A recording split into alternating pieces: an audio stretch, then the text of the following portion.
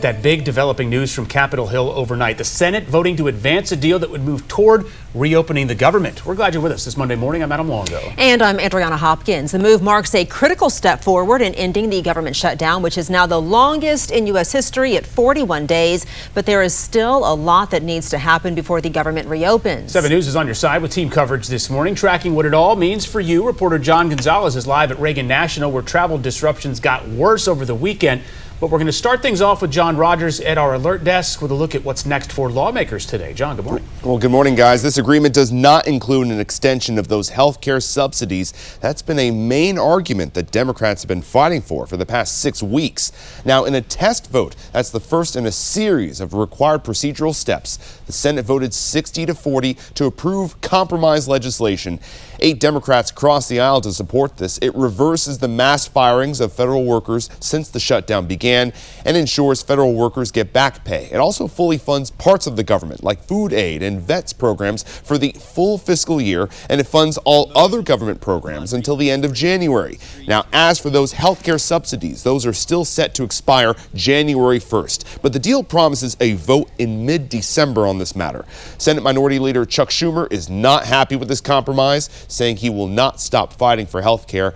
The House, though, will still need to be called back into session to vote on this as well. So the shutdown is not over yet. The Senate reconvenes this morning, so we'll be tracking today's developments. Well, thousands of travelers faced major disruptions this past weekend as FAA flight cuts took effect. Reporter John Gonzalez picks up our team coverage now from Reagan National, which was one of the travel hubs hit hardest by these flight cuts. John, good morning.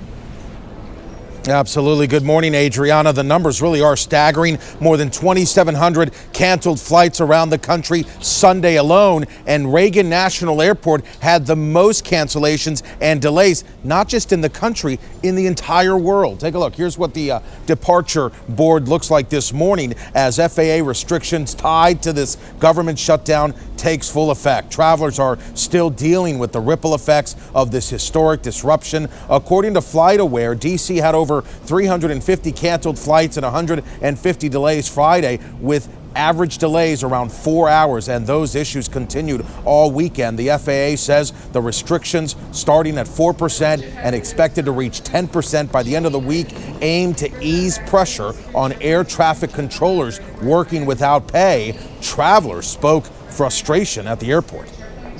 It is a lot of frustration for the travelers, for people working at the airport. Kind of speechless with it because our world is just sort of really crazy right now. We got to get it together. It's absurd. I think it's a complete failure of government, and the government's serving itself and not the people. It's driving me nuts. Total headache, disaster, nightmare. It's terrible.